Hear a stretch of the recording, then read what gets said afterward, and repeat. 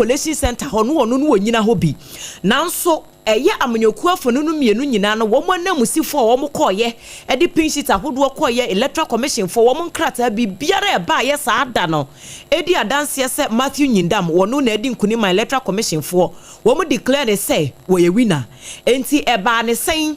na over 3000 votes no echire NDC ni ba beka se wono kura no wonyina ho bi ansa no wo mo kenkan aba no wo su se vote kura mpo ya de a ankoye ne be ye 500 and wo se 500 de kura na electoral commission ye o ma dwene se 500 vote no wo mo dan nyina e de ama NDC no still e yade se owura Matthew Nyindam wo bedi enkunim enso ntiase anya adwuma wo mo se police stations ahodo be ye oha aduonu mienu 152 police stations ena na e wo sa abato mpeso no so a wo mokoto aba no enko wiase emu aduanan ba ko 41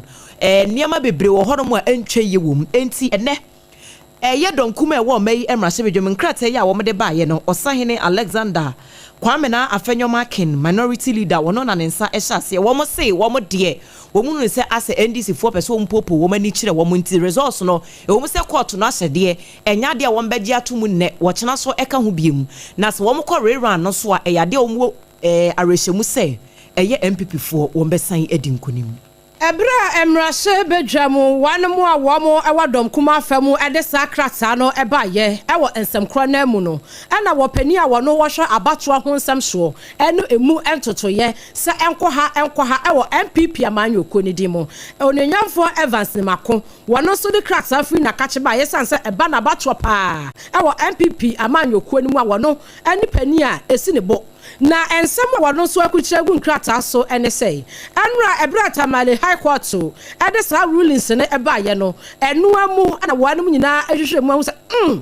kamia yesesa bio empanimfo bi pese wanum tu akokɔ ani ewa abra wo mutu ni takra wa abra mu nkata na nie esanse wohwemu a 2024 no ebra ya to aba ewo mpesoa no so no wanum kyerem se polling centers makomako 152 no emu aduanan ba ko pe 41 pe eno na asana mente me ho ase ne wo so enti ni senka isi what the rerun eba ekasa 41 polling centers no eno so na wasanke yesan so to aba no ebio na nkwaya 152 ni nyina enti wanum hwe abato ho sam so ewo MPP amanyoko ni dirimo owura ni Mako wono enatua wanum ano wo sa rulings we omogitum a enye. This cannot be a ruling that you expect that the New Patriotic Party will say it's a welcoming decision from a competent court of jurisdiction. For me, this is a dangerous ruling. The intent is to erode all the political and democratic gains we've made as a country. A petitioner comes to court with a plea that in 41 polling stations out of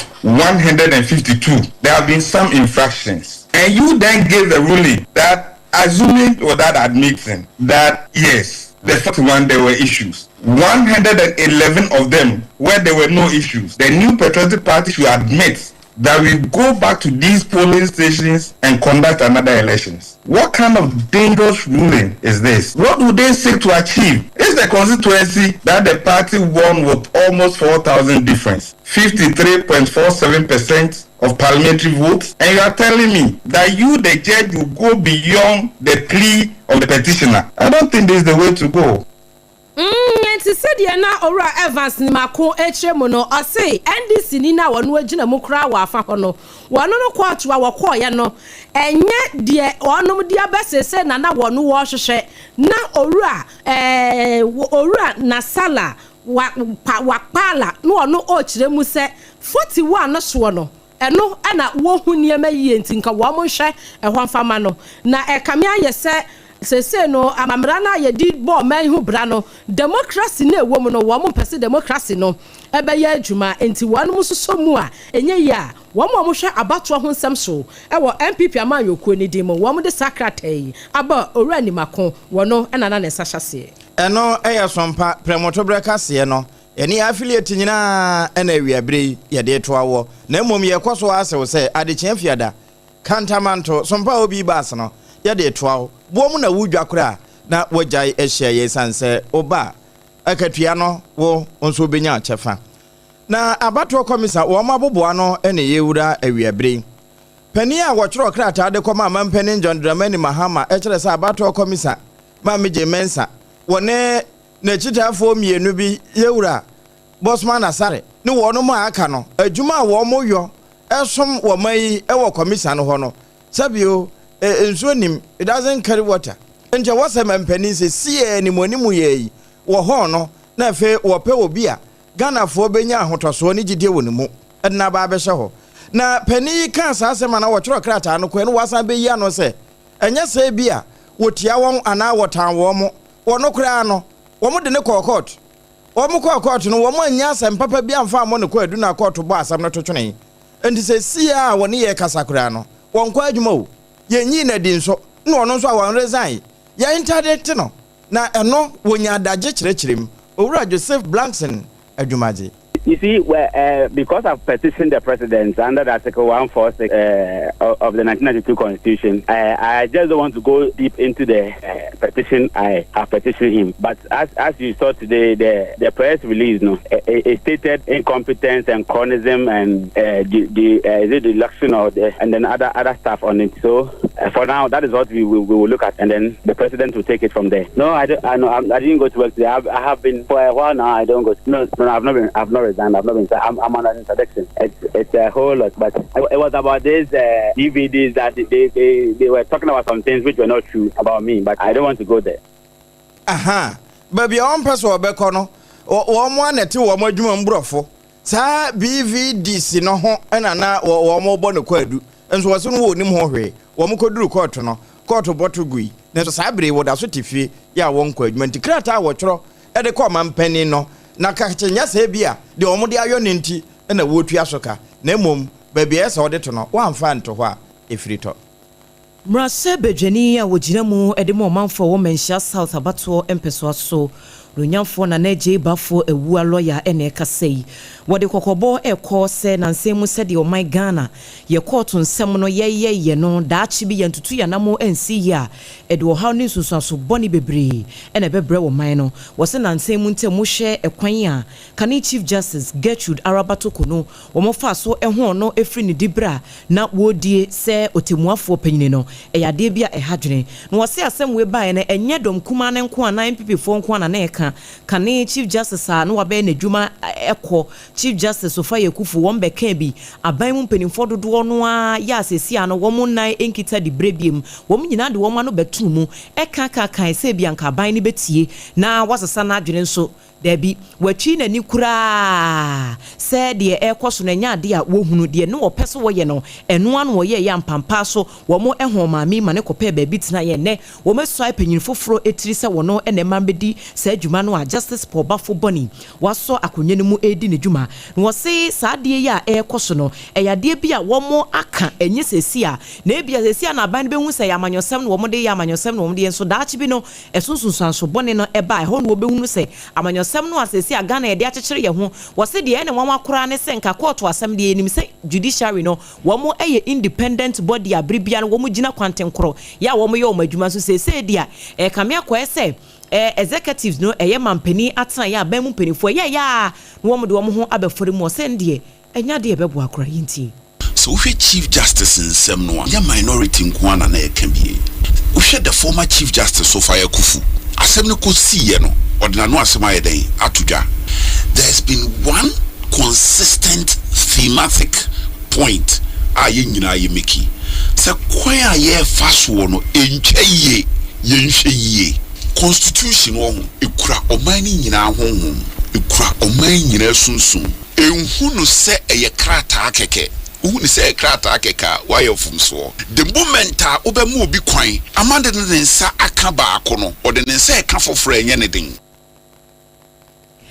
ene ya ekoti esesie yi eye lawyer na neje bafo ewua wono ene ye menhia South Emrase Bedwani wo ensam foforo mu no sabriam no kasai upiemo ewo enkramonten so baabi a enkofo bi atiagu ekwan so a wonom ekwa petition aban ewo omu Jubilee House ho na opani a wono aboaboa dom nyina no oyesofo Apostle Abraham Labi Lincoln wo kiremu se ekwan a owura kisia jaben OSP Office of the Special Prosecutor wo di ni juma ewo man wo kiremu se ebra ya dis aso ya no ema no kra no 2021 no 5th August ni mu ho abesi sabre one mu hyeda hu obi a se ebi akata hyehye proye kankan dream die afọrọ nsa ya watumi a prosecute nipa no ama ebi a emra edi nipa no abesi sabre efinhia bese enan ni so han nani enka na wonu ankasa de se de oye ne hwehwemu anu hu se dabi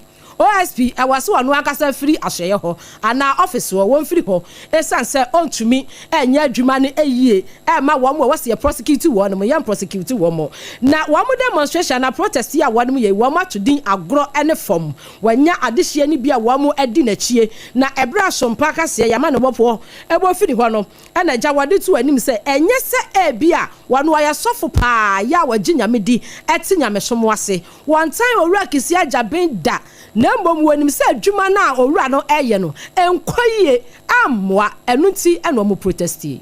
The theme for this demo is agronomic form. We are marching. We are wearing our red, black. I beg me, I wear my gown like this and I will go. This guy, you I wear the same gown and I will go and present my case. And if he doesn't listen and doesn't take it, then we know the sort of president he is. Let us march. We are marching straight to Jubilee House. Then we petition the president. President, Kisi, we don't hate him. We don't have a problem with all that play. Either it will be dissolved and reformed or sack all of them. Openia wakasa ye Apostle Abraham Labi Lenkoneja empanifo bi eka ne ho na wo ma atiasi monten so wo mo de wo mo petition kwa hye oman empanifo ensam se OSP owura kisi ajaben won free ahye ho enkokora na enumu no a na owura Martin Pebu oye private legal practitioner wono so akasa chrem se owura kisi ajaben akwa na ma wase jamafo pese yenyu free ho esa se petitions no makomako edunum na edikan ewo wonom etable so dada.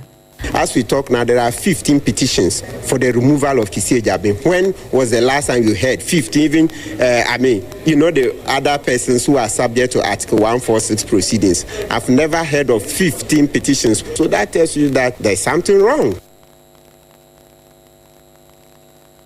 Openia wakasa ye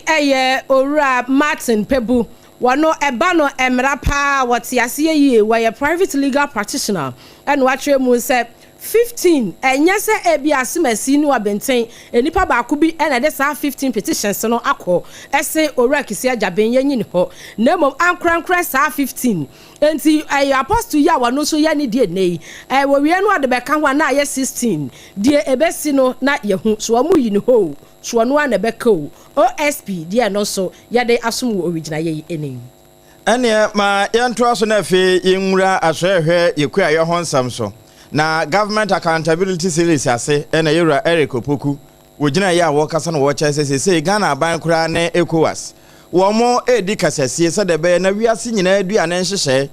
World Food Program ya wo mo de aburo binsi emomo ekɔ wiase nyina ewo dwadie mu no ebe ya wo mo antwensensen kakra se de be na Ghana akuafo a wo mo dua mo aburo ya se ebi kura adaso gu patamu a wo mo nya atofo no saafo no nso benya atofo ya nkosua nyina ka ho na bre a wo kyerɛkyerɛ nsɛm no de ne wo pa kyerɛ pa ewie na ɔde bɛbɔ so sɛ enkutwa kura sesei PBC enye koko nko na wo mbɛyɛ ho adwuma na mmom wo mapɛ no nso kura board ho ntema enkutwa nso ye bɛdaada so ansa na ebeduruburu ne kurom a eduru ho. Plans they have to also be part of the process. We are also speaking to our colleague ministers in West Africa and then Africa. Some of them have shortages and they want to see what they can do to buy to support their storage of cereals in those areas. The PBC Share Board has been inaugurated and the PBC Share Butter Factory, established in 2015 by His Excellency John Dramani Mahama and which collapsed in 2019 under the MPP government, has been revamped in the last 10 months. We now have a contract to supply shea butter to Netherlands and other countries. Ghana shea butter is considered premium in the world market, and we must expand our shea processing capacity, take advantage of the growing demand for shea butter. Steps are therefore being taken to restrict the export of rare raw shea nuts.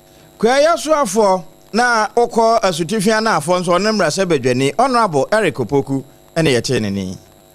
Yeda soa ewo kuya ensemu na sesi o my Ghana ena fe Cote d'Ivoire mino empenifu a free European Union womo soja egu amahudro mienu yi echemu pa se womo anhye ye no man dandan eniema ni tichu ewo koko kuya yo no emu a ene daachi bi no ohaw kese pa ena man ni mienu womo ebefam ewo ewiase amansa adwa so eye nimsam dada se ye ka koko dia oko international market no a Ghana eni Cote d'Ivoire mino womo ebo mo homodi ye pa sansa ha no wombefa dodo no a edi free ko dandan ni de bi ye chocolate ne drinks ne niam ahodo no masan adane e de abaye man yi emu biem na European Union for echiremu ese koko kuyaye no atanaye honom niam ahodo bebre ohonom a eye nhyehyeye esesa man mienu womde gu akwan mu na kuyayo no ekwan a womofa so ye ne sansa na wiase adane abefu nimde akonanim so emi se ama ahodo no mienu no de kwa dada no a ene wo nam so fa so a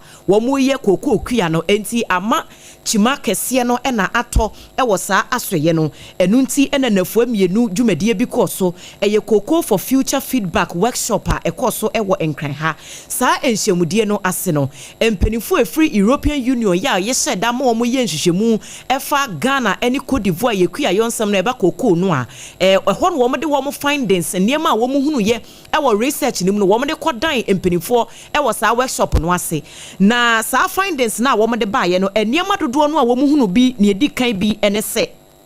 ekwan a ekuafo no kane no wo modo na ebra no wo mu twetwetwa kokoo nnua no ho nia emoa esei no wo mapampan afiri ho ne saa ne me sesi a wo se ekuafo no dodo no a wo magyae saa de ne ye ebra no enuro ya wo de spray kokoo nnua no so ema kokoo ne timi so doso na afei emoa ne tituru emesei kokoo ma no ne nyina akofom wo magyae enti ama ye ti kokoo ne ba ko mienu no a na dua na wu yete ba ko mienu a na afuo na sei enti amawie mu nsachiraye kora no ede nsunsuaso boni bebre no a na aba enti wo mo se wo mo asema wo mo ka nyina ye simple se sa reforms no esese wo mo hye no wo mo ye hu adwuma se e bi aban ne mu abi na esese wodi kom na kokko akuafo no benya de wo mo benya aka de na wo matimi ade ye adwuma no a esese wo mo hye no wo mo de enye sa de a yete ha de ne sa de sa na afei kokko no Ghana ni Cote d'Ivoire e ho nsem no akwakwa bebre enti nkrata wo mo de ba abonte nsem e wo mu bi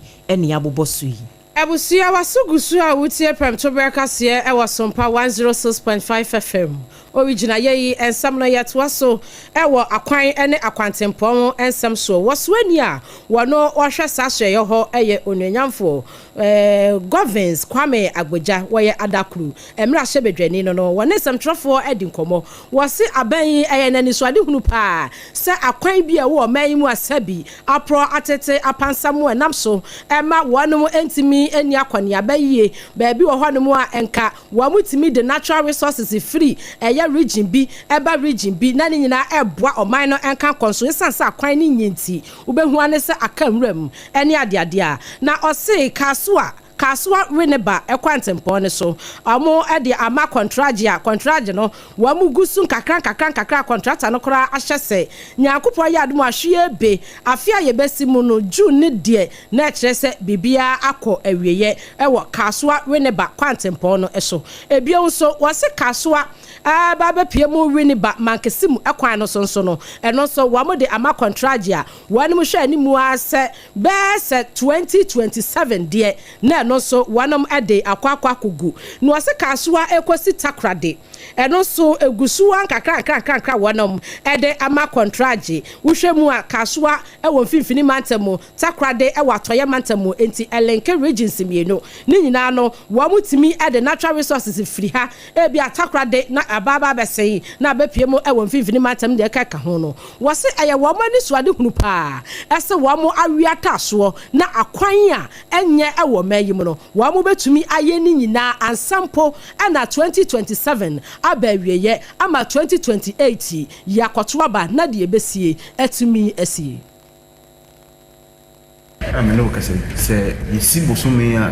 The contractor says that by June next year, it will all be done. Winning back to Mankesim, the contract we are giving them says 2 years, but I know it will be completed before 2027 because that was an existing project which we innovated onto a big project. Yes, all dualized. So when it's done, from Kaswa to Takradi, will be fully dualized. Openia wakasa ye eye waswani a wɔhwɛ akwan ene akwantempo ho ensam so ewo mayim onanyafo governance Kwame Agbeja osanso eye adaklu mra hye bedwani akwan ne de big push ni nia no ni nyina eka ho na wo mo beto de abro Ghana de hye oni yen edi mu nkomo yi abusua sompa kunafo akyade no fa ho hye mu bi na enhyira no onso ye mu fafafo mamene kan fa homan mawo ebia na atika mo awusie 0598 559 802 0598 559 802 edi ebeba Blessed Foster anase Tarawan Media de wode ne kapre ne teku anase mpoa wode ehwe enyanka ne nyisia ne ekunafo no wode fem ewrade ma yamfa kwan a yewura boja wo boss yi so na fe yankobno mantamu bono nso no 98.9 sunwane alaji be kwa na aburo sanum sompa sunwane yeko na yewura wono ene da health insurance ano ewo mpotem ho eye wowura Isaac Amponsa bedu na wonna ene sompa kase edi nkomo bra na akwanya kwa aburo no ma oba pa obumpa na wono na kasa wone no ene wo ba chese health insurance aban ba ye no watua 3000 Ghana cedis adi ama won se wo momfa entuatua wo mo a ekwa awoye akwakoje wo ho awo nyina eka ewo various facilities no ene wonya adaje ekire mo seyi ede kire kwanya akon na otoma ne yen amene okase se yesibosume a ebayi anase bosume a yewrami ye de kwawie ya the best started the implementation of the new tariffs of the drugs and services no so ye lighter omunyusu ho omunyusu ho consumables be the gloves ne sanuma no omunyusu and so over the years na ye ntimi review prices no amene okase se oba time ko kwa wo so a first Naska by Piama Hospital was not even more than it was not up to 1,000 Ghana cedis. We were 500 Ghana, we were 400 Ghana. Enti sharp a buy his excellency the one trans in his normal society. Enti review. Say me no say delivery. I ever be tria at the hospitals. Say about time kwa was is between 2,000 and 3,000 Ghana cedis. Ora Isaac Amponsa bedu ene ye pani a woda health insurance ano se kwankyerefo e wo bono mantan na hinkura yesunyane na wone sompa 98.9 ekwenya kwa bro no ma edi nkoma otoma ne yen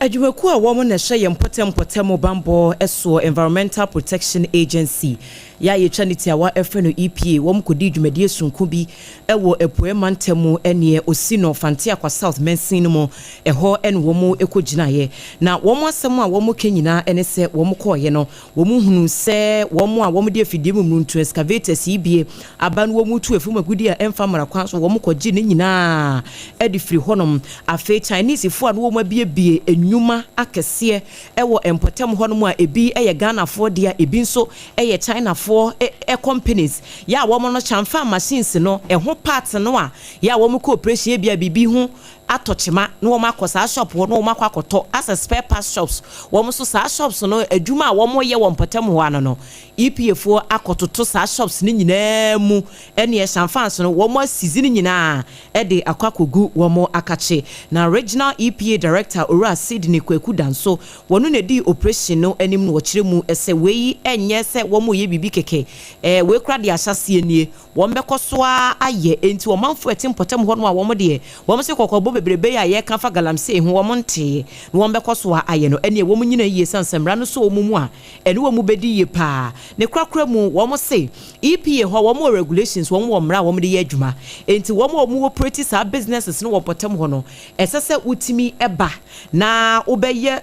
won krata asem bibia kama ewo atenaye ho ansa na wo mo ama wo kwan ama waye bibia etesa enti enafua edi yanim yi wo mo enhwe EPFo anim wo potem ho se wo mbeyire bambo mu ne nhihye ne mu dankran se de be ya wo mo a wo mabibie shops no wo mo a wo mo etu efuma gudi a emfa mra kwan so no wo mbehye no wo mdu mu dwumadie nyina abawiye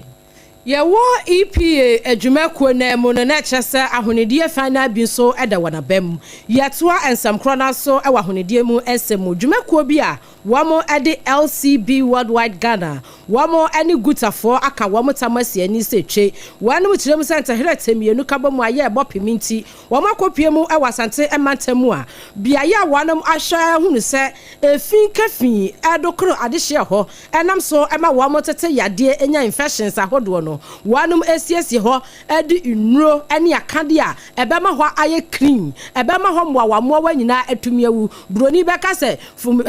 fumigation wanum ye nyina bi ho na opani a wono wada adwumaku a wamo edi LCB Worldwide Ghana yi ano eye owura Adam Ken wani amani boni Kwame Redu edi nkomo mine. It's say a memorandum between Ghana government and Ministry of Health. Yakabuma, ye did my DSA, who you want to think it's a high or more doom assay. And I think so. No, what we need record that ever want to say, Horilla adults no a high. And since you may be, yeah, you may be, yeah, why am I million or more market animal, not maybe to know almost so many one day, yeah, my mind. It's say a memorandum between Ghana government and Ministry of Health. Yakabuma, ye did my DSA, who you want to think it's a high or more doom assay. And I think so. No, what we need record that ever want to say Horilla adults no a high and since you may be yeah you may be yeah why am I million or more market animal not maybe to know almost so many one day yeah ma Ora Adam Yauken procurement officer Edema LCB Worldwide Ghana Limited. One any gutafo wam wasante mantem no maka wam etamasi ani. Ene kejeti ya say wam si jai efi kafi bi what nti ho no wam fumegeti ho nyina. Na president ya wada gut adwumako na no asante mantem de no ora nana nyame wono so ane yamani boni edi nkomo. Maybe some media, you have this negative spray. So they are especially almost in Korea, kitchen on Mahari, and then Tadianas are who get us out of their cat almost say, who said, but don't be there or be also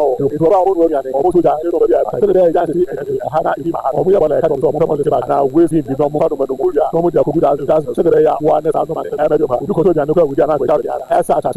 the sound of Nana nyame wono ana wupiemu ewasante emantamu aguta adwumakuo na wo ho no wotua wanam ano se wanam president wono so ensem eno no ne krakra mu no owura Rubin ame wono so eye secretary edema eye aguta adwumakuo no wono so ensem eni na ya man no wodo ti ase ni mesro ba wu dia ye to sin takra yan kan krenkan ye to sin takra na ye fumigation ya de rest man ni na ye ko ye ni so de o yo bi bia na wo no ba se bola kra no je wa ja ko si be ye ba bola mo nchensi na menya nchensi de mu e ku ba tina no fa wa ye menya ni ani tin ti yo hu ni bi o yo wo bia ya be se man be fa wu ni na e won den se be ya ensan ko fa mo no ba de ma afa bi won wi na ensan ko boka boka se e bia be bu ni bia so ni e ti we se man na 3 months e ti kan no so e ma ya yen kitin so emma boy ege for na nka bre ye ko mo mre ko ye Ora Rubin ame wono opiemo ewo asante emantamu a Combined Traders Association no edwadifu a wonom so aka wo mo ho abomo no wono na kyerɛkyerɛ edema wonom esanse yes spray ho ema bibia ekoye ewo edwa hodo mu no wono so odina mani boni yana mani boni Kwame Redu edi sansemi mu enkomo a yede asomuwe abusuama yanko kumawu afa homra se badwani a woda wo ma no yewura NS akumi na waya ye bi ama posi sadoma wo mpotem ho sade ebeye na yawanim sade ebeye a adama mpotem ho bambo mapa ebetimi agina ne naso ama enema etimi akoyi na wode motorbikes be de wo ho sade ebeye na akoniaba ebetimi akona akoma won na eno na wode ma no wo kire botenti a wogina so a wo ye saade yedi kan eba ha mre bi atwam emamene police for bedi nsawso emo de omo ha kakra eto manim police station renovation hon sensem emame ye so omo nya krata emfamra ema assembly ma ye se yenya motorbike police for betimi e de aye petrol ewo kroi mu a eno so beboa ama ban bonsem so etimi akonanim na me ye se ye free school ha ye beba ha na ye de motorbike police for nso betimi de adi omo dwumade beba be she police for nsa na almost de di omujuma e wo seche kroi menim senya seche hankwa na omobọ ban omobọ akwa akrofo so ekọ banko che ene nkronkro atwa nyina ho ahia bambo dwumade eno eye owura Ernest yawanim wona yemra shebedwani edema adehia wonmo wakumawu na wenyina no wone kwa miredu nenam na wode amane no emane yen afa posifo a wonmo geye de efra say receivers womo na ege ade no womo nso edase e kire wo mani so. In fact near the honorable ayeno bro ya gye ne yentiase so. In fact ye de ni atofom my who say honorable no eba security nsensem ho a da na kuma so ya no ba ha ani ye need this no e de tu nanim ampa anchekra ono be penti ha nyina ma ayen ono san e boy ya no ho ba say enche odi moto be ba be kai ampa ene aye surprise moto no so aba na ye ka senko akire na wasan ka me district commander e wa ha but asini kwan ka krenti. In fact near the honorable ayeno bro ya gye ne yentiase so. In fact ye de ni atofom eno eye posi sadom wono ma ewo sekire ene na afa womo enana woda honorable NS yakumi asese de waye no ebro womo adwen ene wonti ase so na abusua ye nyina eno so na fe ye na ye hutiawa ye nkomra na ye nyaba de aka akire nyina no ye de betoa wo.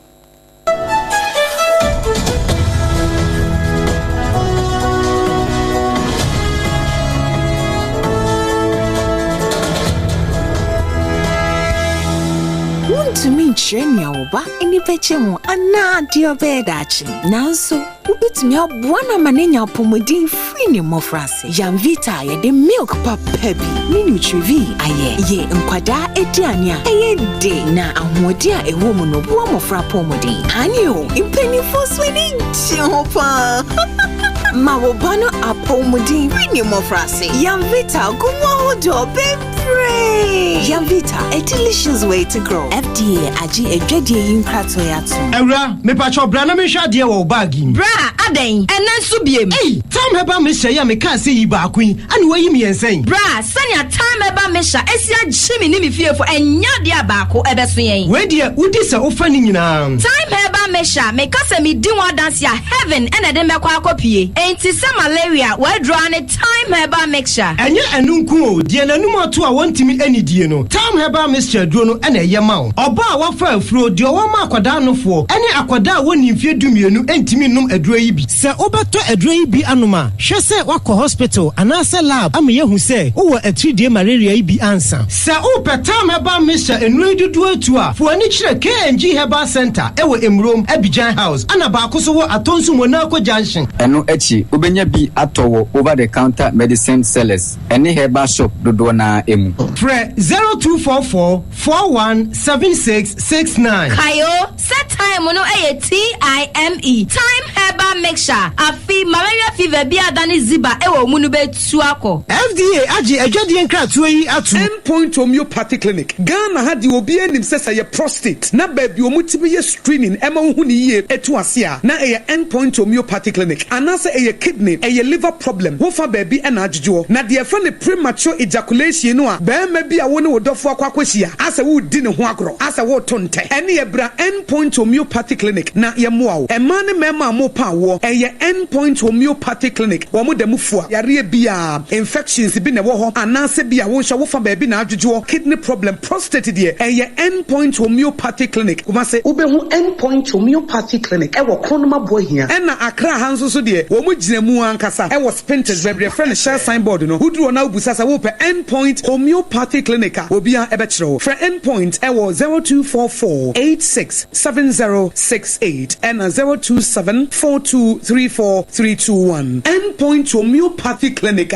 Wo mo dem fu. Tontonte. Yenum nsane e fadwen. Ne e fadwen mpa. Say na nim se brebi beba ama tonti na 74 opa ye ne simple. T74 abeye adru. Tonti na 74 ana T74 asa twe ya dwene asina nanom dodo so. Se de na dodo bua ma nanom enyare basabasa no saa na tonti na 74 ana T74 ebua nipadua no. Ema immune support enti obi onum bie no abrebia ne ho den. Tonti na 74 yi nso ya ye no se nsuo krokro wa kama enti ba bia wonam bia obetimi de wade akọ. Samene wa anka fi na kroi eda no nko na wie ye wa bra mennom T74. Se mennom tonti na 74 menya hodin mennom ne da bia. T74 yi ɛyɛ hahama ɛne yɛde ayɛ na DHC ɛna aframa na yɛ kama saa no T74 ahoɔden ne apɔmuden nko a wokɔ pharmacy ana baabi eto nnuro bia wobenya tonti na 74 yi bi ato T74 yi ɛnyɛ ma ɔba a wafa afuro ana obi a ɔma nufoɔ ana sɛ obi a onya mfie dumienu ɛtufon frɛ 050-162-8931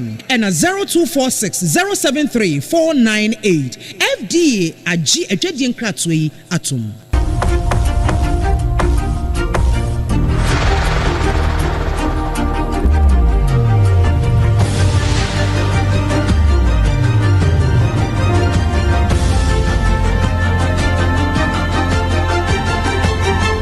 SOMPA TV Emma Aketuapa.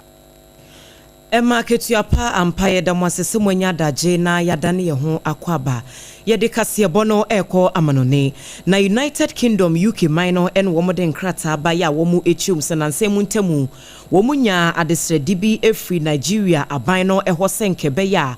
kane Deputy Senate President ewo womo manimu a na ye freno Ike Ekwere Madu ya wono no wo 7 ni jail term ewo UK ho ni mfonyi ene yede ato ye Facebook page no so nkebe ya womu enyini mfiri UK ho no metoa jail term no so ewo Nigeria mine mu enso UK mine no se enya de a womo te ase a ebeye enti sa desrede no woma bo atoagu na afimpinu ene adunu miensa 2023 en womu echire mu se opanyine a yeka ne ho asem wura Ekwere Madu yi womu ehunu se wadi bone na bone a wadi ye ene se abemu abisa organ harvesting ya emere bi ebeti atese ewo Nigeria mine mu wo hono mu ane achi obi na se bi yeku nipa ne yeku na ne yi ebi anakoma anase na hrawa ni kidney ana bibi etesa ne yi ko anase nipadua ne ho akwa ba bi se bia ne bema na bibi ne wo matwa de ko wo mususu se opanyini abemu abi a wono so saa pepepe na eto no wo mususu se eye wono ena edi se adwuma no enti wo mo kire no kodi na asem ema wo mo kan ne se emfihia no enkono 9 years ene abosome nwotwe won koda adabampunachi ewo UK honom na wokono obabie mu a wonni saa nipa bonefo sem ne biem na wo mo ma ne saa jail term ne nansen mu ntem ene yese Nigeria minor federal government no ya foreign affairs soafo a woda saa minor no Yusuf Tuga womo ne asoye sha tentene ne so ewo UK mine mu kohia ye toato adwensen kebe ya owura Ike Ekwere Madu yi womo mfa ne mfiri hodom na ye fa ne mra Nigeria man wo metoa ne jail term no so 2023 sesi ya wo 2025 munti wo twa beye emfie no mienu ne fa ya wo keka komiensa na wo bia nim ne nti a obi a wo 7 ne jail term wo UK no wo mpese wo betoa so ewo Nigeria ho enti wo mo de adesrede no koye no na UK aban ne mpenimfo nso twem se enya de a we no wo mo gitumu a eye wenya hyase dada enti wo mo ma ne ntoa so na won wie saa 9 years no bosome nwotwe etato no wo mo ma no enwie wo honom se de be ya bibia ebetumi akonkan na emum ne hu kani ya ye friend Beatrice Ekwere Madu no wono no ya sentence no 4 years 6 months ya wono so kro ya watwa 2.5 years dada ya wono no aka ne mfihia mienu ewo saa kwan no eso ewie time heba mister ya wode malaria dro tatahwe aka yen ho ene ne yechechi no okuta yemu baabi a yeto nro bia enre bi wo ho ubowura ho a se uye oba pemfo de ayenkamfo ma saa na wo ma akwada anofo onso yenkamfo mfa ma wono ma aka de wotimi fa ne sebrato Endpoint Homeopathy Clinic eho na akotimi de wonsase obo se am free prostate mo yade nyina awo na anwo ana wo de no ye brebo eni sa mu de wo mo na waduro onga ma mensa no boafo ampa abomu no be de enkwan no be da na efiri promasi dofo wo mo onga no awie ye koso ana ya se se fiada ye ba kantamanto ye de sompa dwumadie ne nyina ne adwuma efo ye bebo sesen wo ho fira no pa no nunko se no nso bebo ye ba nso aye makwa achade ka ho esanse ye no wo mo ekuta yasene na eba yas toothpaste ne brush eye Leicester for wo mo ebebe bi afi beverages nso beka ye ho am ya ba 21st clinic ebe free health screening sada no enti kan ho na behwe yade a ebutu opunachi ya wunya enhunu no wone afofra kasa natural mineral water ensu papa wo mo aka ye ho ene ya betena se ya kasa ma na afi no wo so wafidia ensama ye de ba ene bi ene se Obuase aprosifo ensa aso abrantie bi esu se wokun no ankasa ne ho kani a wone no etie. Wo kofodua edwakese ne mu wa mu kyeremu se abrantie bi a wode patapa wo soa amafo nneema wo dwanem obi nim de ye no wo so wonu ankasa ekune ho ekwa wi ase wonsomo wawu ampa. Emamu amienu bi Abubakar Sadek ni Yusuf Yakubu bekwa circuit court se wo monko na wonko dada bamponachi emfinhia na duasanum na wo monfa memiri ninsin ni nyina ne se wabokro no etu da so. Dom kuma ye wo mai emrase bedwom wo so de nkrata eba ye sekpandai abato mpeso so ya enu atamale high court de ho nsensem ba ye no wo mu se court no eni wo mu anini ye. Sada ena penifo a wo mo hwe abato ho nsem so MPP amanyoko no mo nso se sa court rulings ne de wo mo gitumu a enye ye enka police sentence no 152 no enka 41 pe eno so enka wo mo hwese ye besa so ato aba no bio. Owura Joseph Blanson won na declare akoma mampani se ma meje mensa eno owura Bosman Asare no wo mo adwuma nsani enti empam won wo se ya interdict no ntese wotifie won kwadwuma na ebika ho amanone die ena wie ye de nyina ebrem madaro messages kakra mode afa Facebook no yembo so tewni ensori Star Boy wo se wo share live and clear a free ahafu mim airport nana mensa ke Wilberforce wo se mo bo adwumaden pa teacher Kujo Edifree Tepa enyina susu wo se yema omampani mahama ne ne NDC fo wo mpekora wo munyi obia mfiri aban mu na we aka mvisia miensa wo moye de den kura MPP ebesan ababiem wo se enchia enkoma honorable Eric Nanajeman Prempe MP for Ahafuano North ena chairman odene ho kwaku apia ko mensa pillar 2 enso en odene de aba wo se no matter NDC propaganda insha Allah MPP enye den ya 2028 wo besan aba akonya no so bi master planner junior policy analyst no wo se NPP for kwan bia so 2028 ne de wo besan aba yedam asese mo de madwenkyere no eba ye akenkanfo ewie ye de ensem no ebesomo midin ede ADWOA ASARE mene ABENA